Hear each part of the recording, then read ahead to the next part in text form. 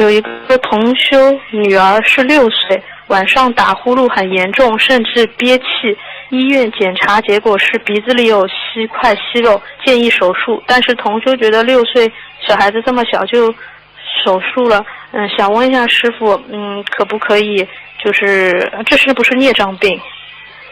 你跟他讲，像这种都是业障病，这么小就会打呼，说明进入梦乡时间特别沉睡就讲了这些，所以你要叫他要好好念经来化解的。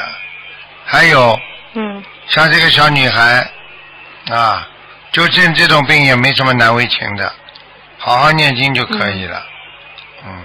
行，知道了。行，感恩师父。